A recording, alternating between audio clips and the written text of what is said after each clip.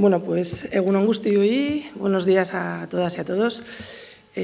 Nuevamente agradecer esta nueva invitación a las jornadas de fibrosis quística de Euskadi de este año.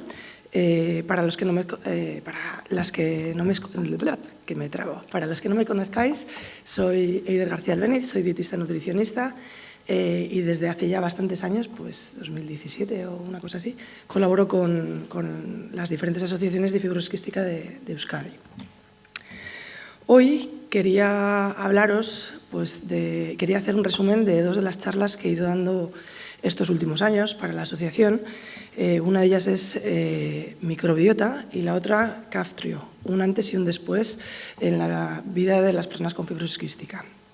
Y también tocaré un poquito el tema del rendimiento deportivo, una de las muchas consecuencias positivas que ha tenido la incorporación de este medicamento. Simplemente recordar para los despistados y despistadas que la fibrosis quística es una enfermedad multiorgánica, hereditaria, autosómica y recesiva, cuyos problemas más frecuentes están relacionados con las alteraciones de los pulmones y el páncreas exocrino.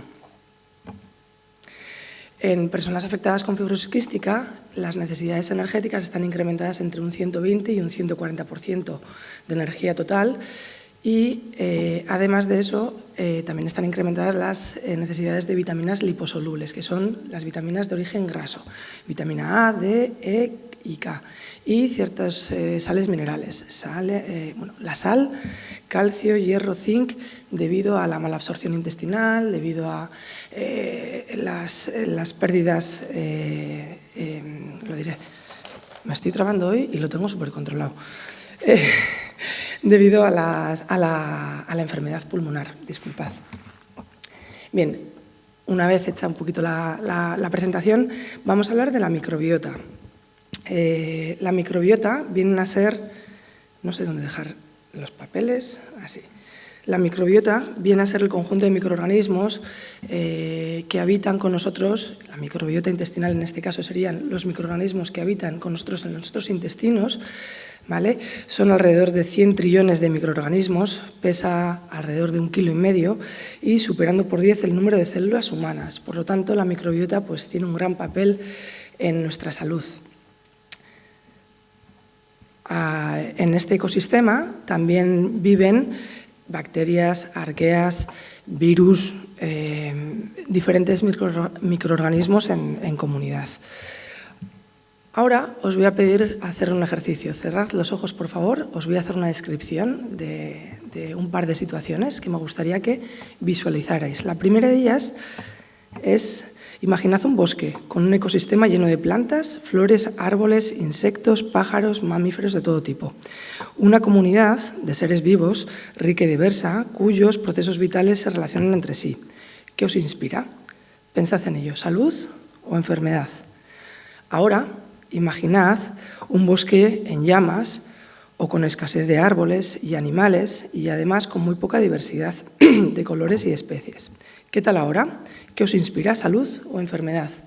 Os voy a mostrar ahora, ya podéis abrir los ojos, os voy a mostrar dos imágenes para que visualicéis lo que vendría a ser una microbiota sana y una microbiota pues, alterada, ¿no? Un intestino débil. El bosque diverso y rico, en el bosque diverso y rico hay una comunidad de seres vivos que se relacionan entre sí y con nosotros y sabemos que esto nos proporciona salud. En cambio, con la otra imagen del bosque post-llamas, post-incendio, nos acerca un poquito más hacia la enfermedad. A mí y en general creemos que, que la microbiota en esta circunstancia tiene un papel muy importante. ¿Cuáles son las funciones de la microbiota? Hay tropecientas mil, pero os voy a mencionar unas poquitas. Las bacterias del intestino lo que hacen es fermentar las fibras que nuestro intestino no es capaz de digerir y las convierten en ácidos grasos de cadena corta. Esto ayuda a alimentar las células del colon, ayuda con funciones antiinflamatorias, refuerza la barrera intestinal y también la microbiota es mediadora de la respuesta inmunitaria, es decir, nuestra defensa hacia otros patógenos. ¿Qué sucede cuando una persona con fibrosis quística toma muchos medicamentos? Pues debido a la enfermedad pulmonar hay un consumo elevado de medicamentos, de antibióticos, y en este caso lo que hacen es destruir esta microbiota, ¿vale? Y a esto se le llama disbiosis. Es decir, si yo os hablo de síntomas como distensión abdominal, hinchazón, diarrea, gases, malestar, digestiones pesadas, acidez, seguro que os suena, ¿verdad? Pues lo que vamos a buscar mediante la alimentación es mejorar a esta microbiota. Si yo os cuento que los precursores de la disbiosis son el alcohol, las grasas refinadas, los azúcares, las grasas trans, las harinas refinadas, ciertos edulcorantes como puede ser la sacarina, el aspartamo, la sucralosa, todas estas sustancias, porque personalmente no creo que sean alimentos tampoco, qué casualidad que estén relacionados también con problemas de diabetes, de sobrepeso, ¿no?, de hipertensión. Cuando hable de las grasas enseguida ya vais a ver la correlación, que al final, pues no es por hacer de spoiler, pero todo está relacionado.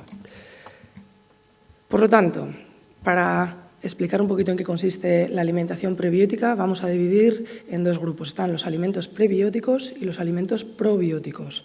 Los alimentos prebióticos vendrían a ser, son sustratos, son fibras que el cuerpo no es capaz de digerir, y estas alimentan a la microbiota, a los microorganismos de nuestro intestino, haciendo que proliferen de una manera saludable. En cambio, los alimentos probióticos vienen a ser los microorganismos vivos que contribuyen a ese crecimiento de la propia microbiota intestinal. Podemos encontrarlos en alimentos generalmente fermentados o en suplementos, son comprimidos, cápsulas. Voy a analizar también, voy a explicaros cuáles son estos alimentos para que visualicéis y seguro que empezamos a relacionar. Antes quería mencionaros 3 libros que me parecen muy interesantes de cara a aprender más sobre la microbiota y la alimentación prebiótica. Está el libro de Xavi Canellas, Alimentación prebiótica.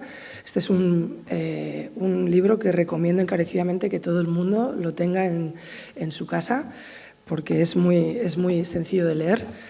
El de Julia Enders, que es La digestión es la cuestión.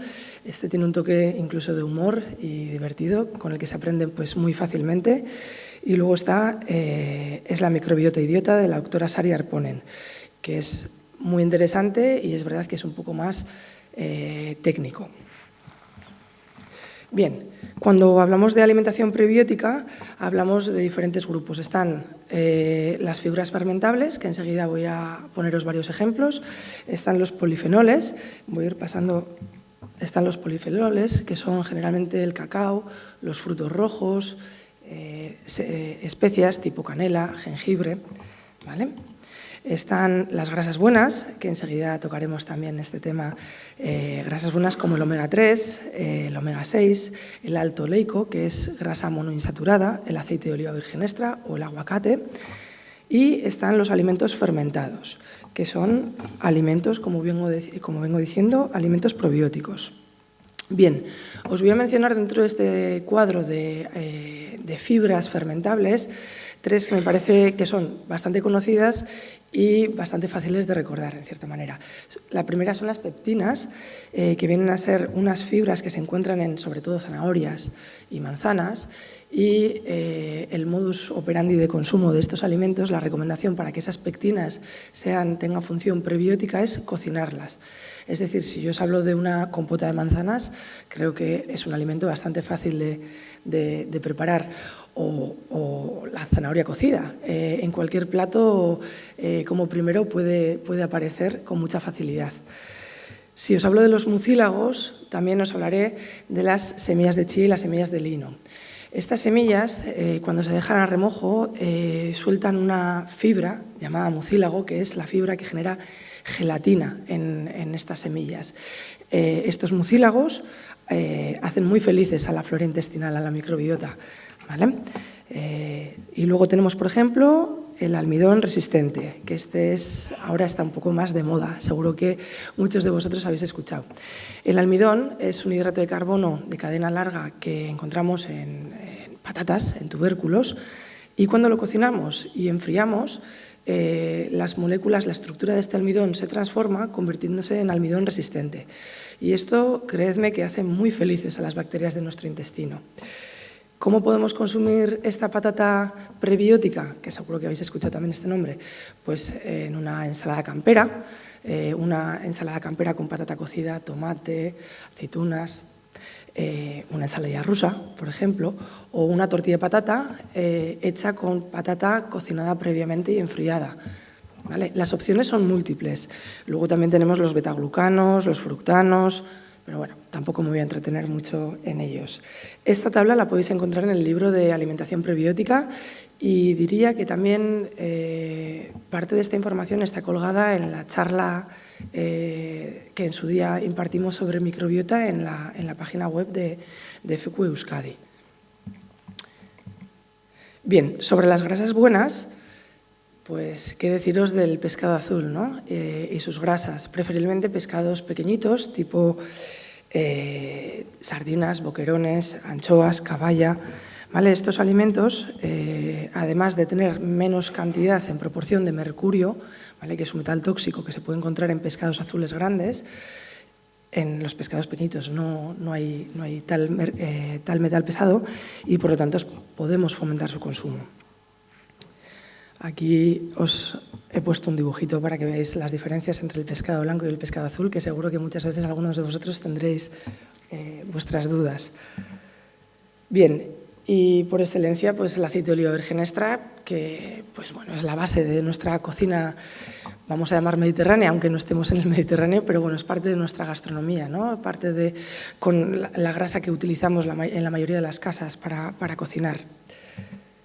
Y los alimentos probióticos vendrían a ser pues, el yogur natural de toda la vida, el kéfir, que es otro fermentado, es decir, al kéfir es un hongo al que se le añade leche y este lo fermenta y surge bueno, pues este producto final que es un poco más agrio y un poco más ácido que el yogur, pero bueno, pues para los que os gusten estos sabores, pues os lo recomiendo. De hecho, ya en los supermercados se vende hecho, no hace falta que andemos a cuestas con el hongo. También tenemos los encurtidos que podemos hacer en casa, encurtidos de hortalizas y el chucrut no pasteurizado. Y cuando digo chucrut no pasteurizado, me refiero a que es importante que si vamos a consumir este tipo de productos, los busquemos en la nevera. ¿Por qué digo esto? Porque los productos que están fuera de la nevera, aunque están fermentados, al estar pasteurizados, es decir, se les ha dado un tratamiento térmico con el que han destruido todos los bichitos que tienen dentro, para bien y para mal. Por lo tanto, si queremos consumir chucrut, que esté en la nevera del supermercado. Y sobre uso de probióticos, se ha visto, hay estudios que recomiendan Lactobacillus reuteri, donde pues, bueno, se han visto que se han reducido los niveles de calprotectina a nivel en heces. La calprotectina es un indicador de la inflamación intestinal que se mide en personas afectadas con fibrosis quística y bueno, pues, se ha visto mejorías en los pacientes que han tomado este suplemento. Bien, y ahora voy a hacer un resumen de Kaftrio y vamos a enlazar un poco las dos charlas. Kaftrio es un medicamento dirigido a personas afectadas con fibrosis quística que se recomienda ya a partir de los 6 años. La combinación entre Kaftrio e Ivacaftor está indicada en pacientes cuya fibrosis quística está causada por al menos una mutación F508 en el gen CFTR. Sobre el Kaftrio no me extenderé mucho, no voy a hablar mucho de la bioquímica porque os reconozco que se me da un poquito mal y voy a ir directamente al lío. Las funciones básicamente del Kaftrio, lo que se ha conseguido con el Kaftrio es básicamente que el moco pulmonar y los jugos digestivos sean menos espesos, lo que ayuda a aliviar los síntomas de la enfermedad. Bien. Por lo tanto, las recomendaciones con el Kaftrio. Jolín, hoy estoy que la lío con todos los papeles. El consumo de Kaftrio, me gustaría también recordar y no alarmarnos, porque hablamos que hay que consumir el Kaftrio con grasas, con alimentos grasos, Pero bueno, si nuestra alimentación, ya partimos de una alimentación saludable, no tenemos por qué preocuparnos en exceso. Es decir, quizás tendríamos que observar más en personas que los hábitos de alimentación no son del todo saludables, porque ahí sí que tendríamos que hacer quizás más cambios. Pero partiendo de una alimentación saludable, la recomendación de la toma de Kaftrio con alimentos grasos es de una ración. Es decir, que en el desayuno con tomar un vaso de leche o comer un yogur o un yogur griego o un chorrito de aceite en la rebanada de pan integral puede ser más que suficiente, ¿vale? Entonces, no es excesivamente alto el cambio que debemos realizar. Por lo tanto, no debería alarmarnos mucho. ¿Beneficios del Kaftrio? Pues son muchísimos y seguro que muchos de vosotros o vuestros familiares lo han vivido en primera persona, ¿no? Y lo podéis estar observando. Se incrementa la función pulmonar, la saturación de oxígeno puede llegar a alcanzar valores normales, se reduce la tos, se reducen las exacerbaciones, las digestiones mejoran muchísimo, disminuye la esteatorrea. La esteatorrea viene a ser la pérdida de grasa corporal mediante las heces y también se reduce la hinchazón y la distensión abdominal. También se reduce la sudoración y se pierde menos sal. Por lo tanto, la calidad de vida mejora y eso es precioso, eso es súper importante y tenemos que tener en cuenta que un efecto colateral puede ser el incremento de peso. Si el incremento de peso que se da no es excesivamente alto, tampoco nos vamos a preocupar. Si de repente hay un incremento de peso exponencial, pues tendríamos que revisar también los hábitos de alimentación. Me apetecía compartiros también esta imagen que, en mi opinión, creo que es como la versión actualizada de La vida es así, de nuestro sistema digestivo. Y bueno, pues hablaré ahora de recomendaciones nutricionales con Kaftrio. Como bien os decía, en realidad la cantidad de grasa que debemos de consumir es una ración normal. Y me diréis, ya, Eider, ¿y cuánto es una ración normal? Bueno, pues enseguida os voy a explicar. Si podéis observar, en realidad no dista mucho de lo que viene a ser una alimentación saludable el consumo de alimentos grasos, ¿vale? Si yo os hablo de grasas perjudiciales, ahí va qué casualidad, que también está relacionado con las grasas que estropean, que debilitan nuestra microbiota, ¿verdad? Productos ultraprocesados. Bien, alimentos que debemos evitar durante el tratamiento de Kaftrio. Vale, sobre todo el pomelo o bebidas que lo contienen, ¿vale? ¿Por qué? Porque tienen furanocumarinas. Estas sustancias lo que hacen básicamente es ralentizar o inhibir el metabolismo de los medicamentos, de estos medicamentos, haciendo que la concentración de estos a nivel sanguíneo, a nivel plasmático, se incremente, generando, por lo tanto, una posible toxicidad y una sobredosis. Por lo tanto, evitad este tipo de alimentos. ¿Claves sobre las grasas? Bueno, pues las grasas, en realidad, en personas afectadas con fibrosis quística, la recomendación está un pelín incrementada frente a población sana, pero permitidme la mala expresión, no nos flipemos, que tampoco es que haya que de repente incrementar el consumo de grasas una barbaridad. Tenemos grasas de origen líquido, como puede ser el aceite de oliva virgen extra, o grasas de origen vegetal, origen sólido, que pueden ser, por ejemplo, las grasas de los pescados, ¿no? Y también tenemos grasas de origen vegetal y, me estoy liando yo, grasas de origen líquido y grasas de origen sólido y grasas de origen animal y grasas de origen vegetal. No voy a entrar en si hay grasas saturadas que puedan ser malas, que puedan ser buenas, porque en realidad la mayoría de ellas son saludables. Las que dejan de ser saludables son las que os he mencionado aquí, en realidad. Las funciones de las grasas son múltiples. Simplemente voy a mencionar pues, que nos aportan energía, que también son grasas, tienen función protectora, es decir, que nos ayudan y nos protegen del frío, y también tienen función hormonal. Por ejemplo, el colesterol es una grasa que las mujeres, por ejemplo, necesitamos para sintetizar estrógenos, ¿vale?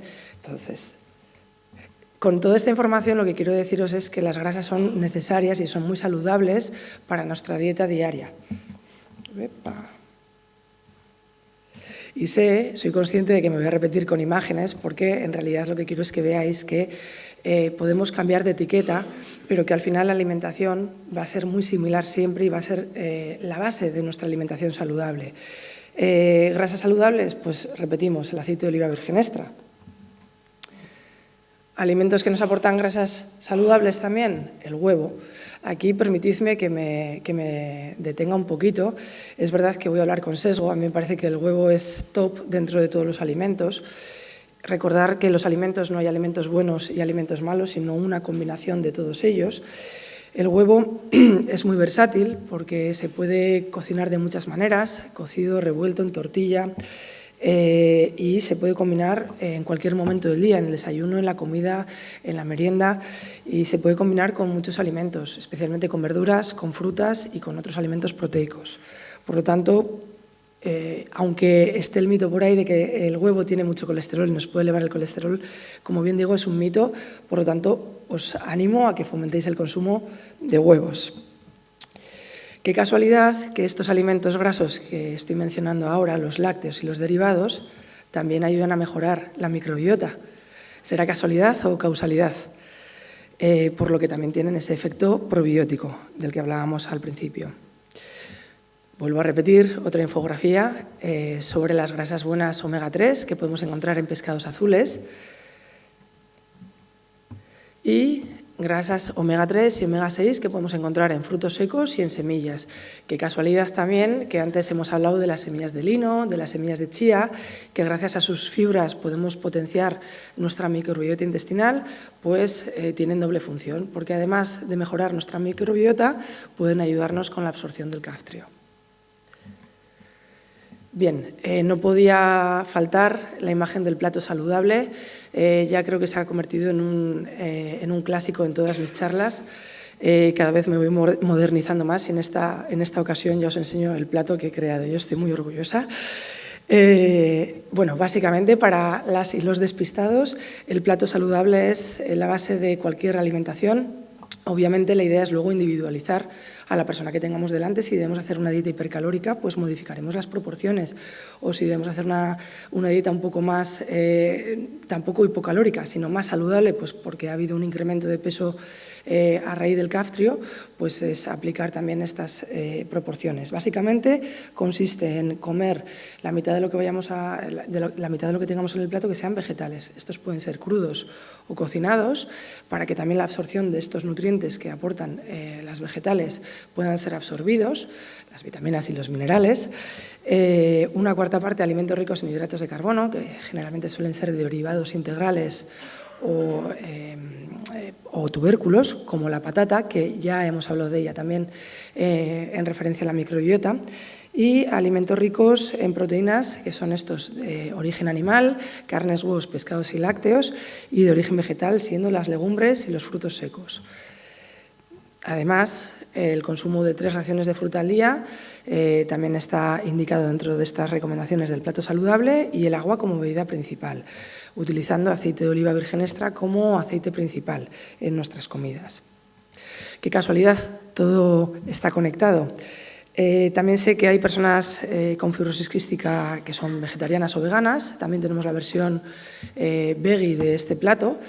Hay versiones para todos los públicos, de verdad. Son cuatro hábitos básicos que, una vez que los tenemos normalizados, luego es fácil el ir normalizando otros. Y aquí os voy a poner ya para ir terminando, que no sé muy de tiempo, yo creo que voy bien, ¿verdad? Aquí, para ir terminando, os voy a poner ejemplos de alimentación que es rica en grasa, desayunos y cenas ricas en grasas, pero que además también favorecen la microbiota. Este primer ejemplo es yogur natural o griego en su defecto, con fresas, semillas y frutos secos. Este otro ejemplo, pan integral con aceite de oliva virgen extra, queso fresco, tomates cherries. Veis que lo que os estoy proponiendo no es excesivamente difícil, ni, como digo yo en consulta, no es excesivamente hipster como para no poder adquirir estos alimentos, ¿no? en nuestras fruterías o nuestros supermercados más cercanos. pan con pan integral, con tomate rallado, aceite de oliva virgen extra y un café con leche para los cafeteros. Una infusión más pan integral con aguacate, salmón ahumado y semillas, en este caso de chía. Aquí el fallo está en que no están remojadas, ¿vale? Por si alguien me comenta después, es verdad que no están remojadas y en este caso, en esta tostada, están por decoración. Tortilla de aguacate, ¿por qué no? Si nos gusta el aguacate y nos gusta el huevo, ¿por qué no vamos a mezclarlo? Es verdad que cuando yo presento estas opciones en consulta, la gente me mira como extraña. ¿Cómo voy a desayunar esto, no? ¿Y cómo no vas a desayunar esto? Lo que no hay que desayunar son leche con galletas todos los días. Otro ejemplo muy, muy sencillo de desayuno saludable es un puñado de frutos secos y una pieza de fruta. Ejemplo de comida según el plato saludable. Patatas asadas, verduras tipo calabacín y berenjenas a la plancha y pechugas de pollo y una fruta de postre. En este caso, salteado de verduras con quinoa y langostinos a la plancha y una pieza de fruta también de postre. Y una cena rica en grasas, rica en fibras, rica en alimentos prebióticos, ensalada con aceitunas, queso, salmón a la plancha y un yogur de postre. Otro ejemplo, tortilla de queso con ensalada de tomate y aceitunas y unas cerezas de postre. Y una cena que aparentemente puede parecer como divertida y un poco fuera de lo habitual, pues unas fajitas de pollo y verduras y un poquito de guacamole para acompañar. Tenéis en la página web diría que en la página web de Fibroquística de España, este ebook que en su día elaboraron María Garriga y Ana Irene Alvarado sobre recetas ricas en omega 3 para personas con fibrosis quística, y este otro documento que es un manual que prepararon desde la Asociación de Respiralia de Baleares sobre alimentación saludable. Os recomiendo que os los descarguéis porque está súper bien explicado, es muy sencillo de entender y es pues ir poniendo en práctica todas estas cosas que estamos mencionando hasta ahora. Y poco más os cuento. Ya voy a terminar hablando un poco de rendimiento deportivo.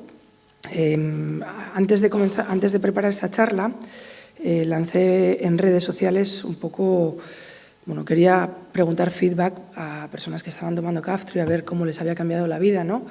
A raíz de este medicamento. Y pues las respuestas fueron múltiples, fueron muy positivas, muy bonitas. Y yo voy a compartiros varias, ¿vale? Al no tener tantas infecciones pulmonares, la toma de antibióticos se ve reducida y, por lo tanto, la microbiota y los problemas digestivos se ven reducidos. Eso hace que una persona no se le haga cuesta arriba entrenar, no se le haga un sufrimiento. Por lo tanto, si hay más actividad física, hay mejor resistencia, hay mejor recuperación y en un momento dado podemos mejorar ciertas marcas personales, ¿no? También es verdad que hay algunos casos en los que partíamos de un sedentarismo forzado, por lo que que personas puedan comenzar a hacer ejercicio, actividad física, ¿qué os voy a contar? Todo es positivo, ¿no? Una chica me comentaba el otro día, que lo voy a leer textualmente, que ha sido la muleta que necesitaba para poder seguir caminando, por así decirlo. A día de hoy realiza ejercicios de fuerza, tiro con arco, kickboxing y todo ello sin cansarse. Además, no tose por las noches y esto le ayuda a descansar. Por lo tanto, ese círculo vicioso se rompe, desaparece, ¿no? Y hay un mayor descanso, mayor actividad a lo largo del día.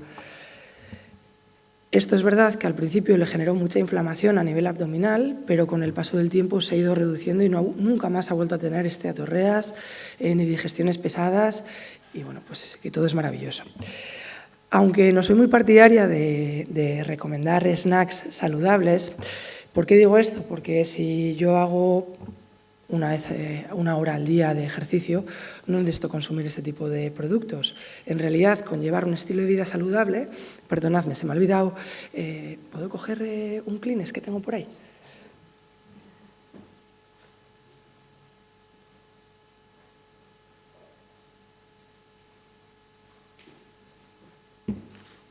Los mocos son míos. Llevo 20 días con ellos. Solo son míos, ¿de acuerdo?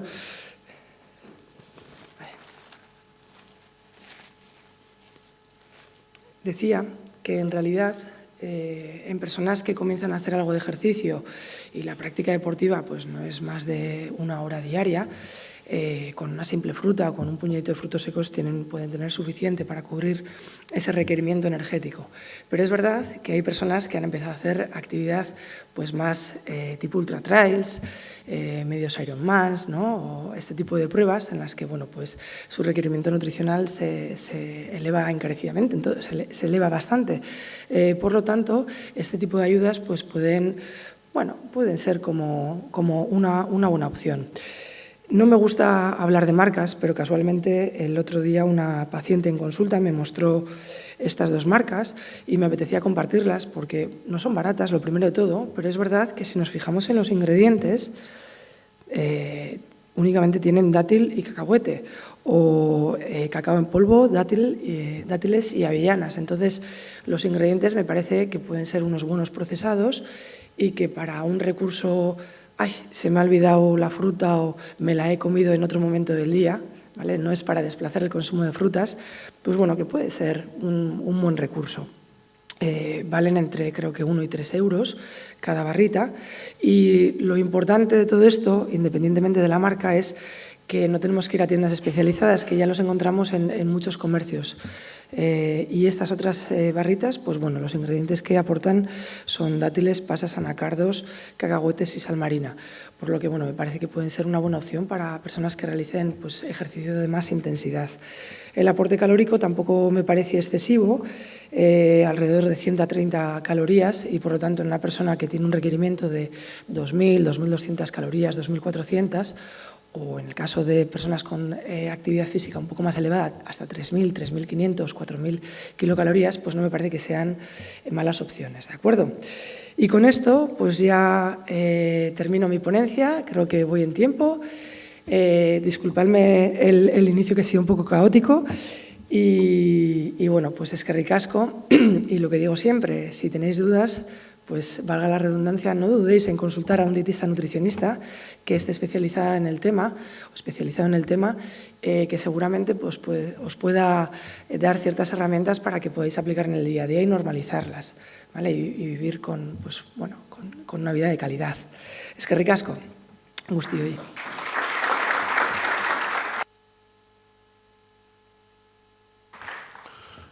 Eskerrik asko, Eider, por la ponencia que nos has señalado y me imagino que habrá alguna pregunta y si no, yo sí que tengo alguna pregunta al respecto, pero ¿hay aquí alguna pregunta?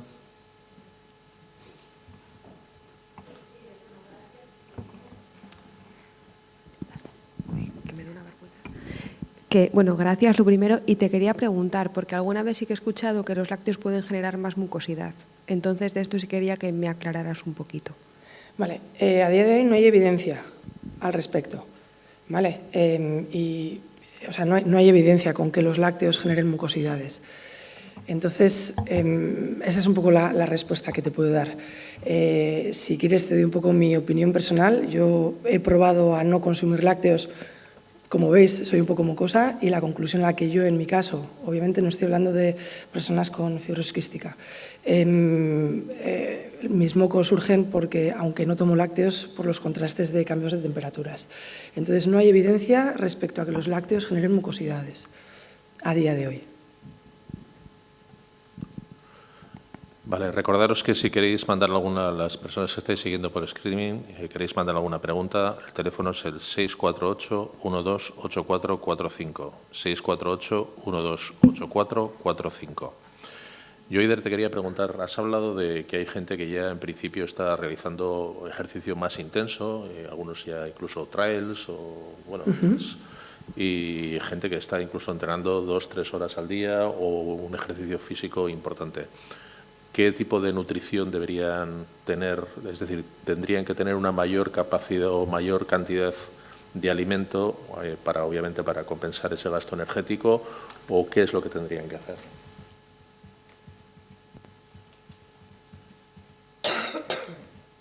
Ahora voy a responderte.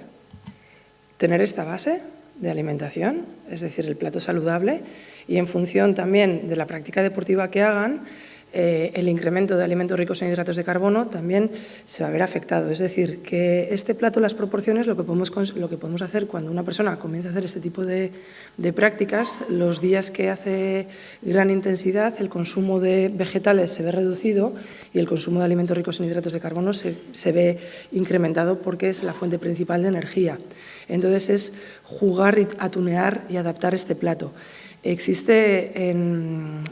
una infografía sobre el plato saludable en rendimiento deportivo, que creo que es de Chile la infografía. Si ponéis en Google plato saludable Chile, rendimiento deportivo, aparece como un día habitual, normal de un deportista. Este es el plato. En un momento dado, el plato se incrementa el hidrato de carbono en función de un entrenamiento medio, y cuando hay un entrenamiento alto, el 50% del plato vienen a ser alimentos ricos en hidratos de carbono. Teniendo en cuenta que la persona con fibrosis quística va a necesitar un poquito más de grasa, pues simplemente con añadir un chorrito de aceite, lo estoy haciendo como muy simplista, ¿vale? Que luego obviamente hay que individualizar. Con un chorrito de aceite de oliva virgen extra en las comidas principales, o una rebanadita más de pan con un chorro de aceite, ¿no?, en el desayuno, puede ser suficiente. Obviamente, cuando estamos hablando de una persona que igual necesita una ingesta de 4.000 kilocalorías ese día, pues obviamente también vamos a jugar con ayudas ergogénicas, con suplementos deportivos, con recoveries, recuperadores, porque eso va a complementar la alimentación de este deportista. Has hablado de hidratos de carbono, pero veo que se habla sobre todo de integrales, es decir, arroz normal se puede consumir o es preferible, y por qué todo en que sea integral. Vale, ahora que no nos escucha nadie, cuando la recomendación actual es que consumamos alimentos integrales, pero a ver, no hace falta que hagamos una paella con arroz integral, ¿vale? No sé si hay algún valenciano por aquí. Aquí lo que importa, sobre todo, más que el arroz sea integral, que mejor, más que integral, ahora se recomienda semi-integral, porque los integrales también aportan ciertas sustancias que pueden ralentizar la absorción. Esto es un poco a veces jaleo, pero tampoco tenemos que llevarlo a la paranoia, ¿vale? Entonces, más que consumir arroz semi-integral, a mí lo que me interesa personalmente como nutricionista es que en ese plato haya vegetales. Entonces, si tú comes arroz blanco, pero comes vegetales, tus índices glucémicos, en caso de que haya una diabetes tipo 1, ¿no?, en personas con FQ, pues no va a generar picos de hiperglucemia muy altos, porque ya hay fibra mediante los vegetales que va a contrarrestar esa hiperglucemia. Entonces, disfrutad de una paella con el arroz típico de la paella, y lo que recomiendo es que pongáis una buena ensaladaca en medio para compartir, porque eso va a ser quizás la clave, más que nos emparanoyemos. Porque a veces también pasa que empezamos a comer productos integrales y nos hinchamos a pan integral y nos hinchamos a arroz integral y se nos olvida comer vegetales. Entonces, ¿en realidad es mejor potenciar el consumo de alimentos integrales sin vegetales? No. Alimentos integrales o en un momento dado ocasionalmente refinados, pero con mucho acompañamiento de verduras. ¿Qué le aconsejarías a una persona que quiere engordar con fibrosis quística? Pues dieta hipercalórica, pero no una dieta hipercalórica comiendo fosquitos, bollicaos y demás, sino un poco lo que acabamos de hablar, potenciando el consumo de todos estos alimentos. ¿Cómo podemos comer, por ejemplo, se me ocurre una dieta hipercalórica? Pues haciendo un desayuno con una crema de frutos secos, embadurnándola, por ejemplo, en una pieza de fruta laminada, en una manzana laminada. Fijaos cuántos alimentos grasos hay.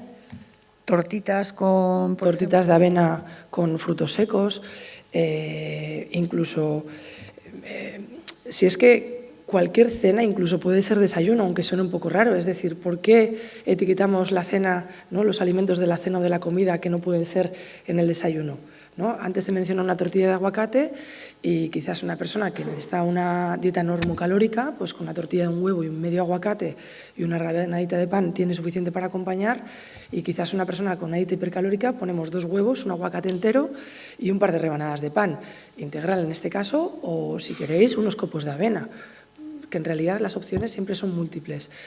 Pero la dieta hipercalórica siempre tiene que ser basada en el plato saludable porque no debemos de dejar de consumir vegetales. Es verdad que igual el consumo de vegetales lo reducimos un poquito para no saciar en exceso a la persona y que pueda comer otros alimentos, pero tampoco que sea, o sea, que la alimentación que vaya a llevar a cabo que sea densa energéticamente hablando, pero que también sea de buena digestión, ¿sí? Gracias. ¿Se puede comer huevos todos los días?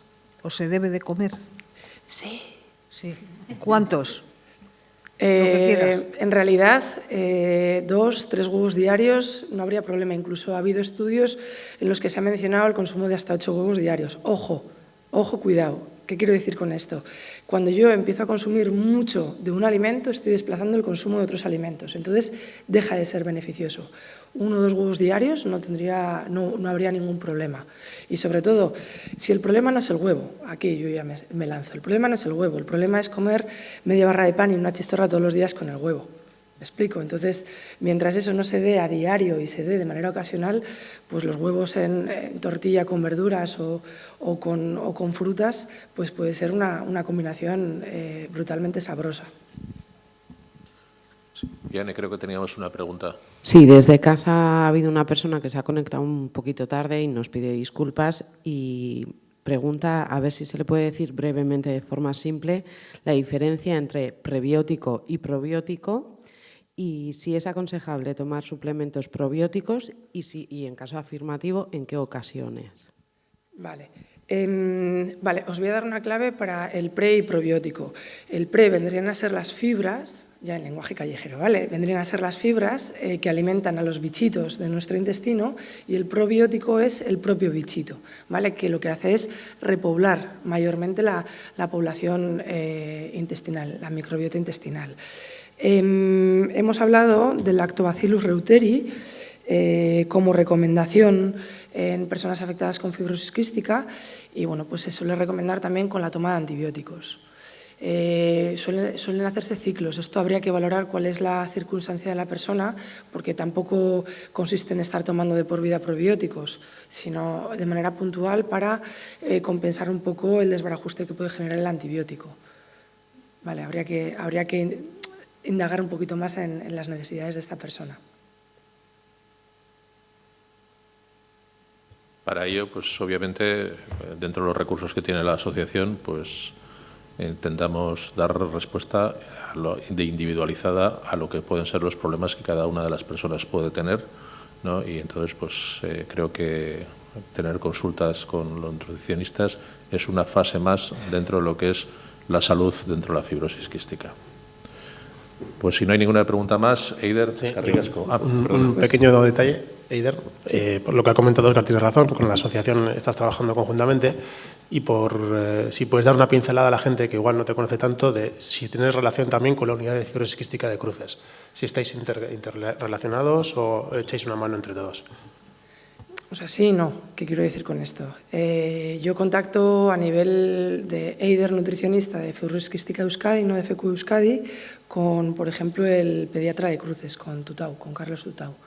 Sí que tengo contacto puntual pues cuando hay algún caso de FQ en niños o niñas, pues bueno, sí que le paso un poco de feedback o le digo un poco lo que hemos trabajado en la consulta. Y bueno, es un poco... pero sí que habéis llegado a hacer cosas conjuntamente, ¿no? En cuanto a análisis, estudios. Sí. Pues muchas gracias, Eider, por tu exposición y pues lo dicho. Pues es que ricasco, guztioi. Es que ricasco. Epa.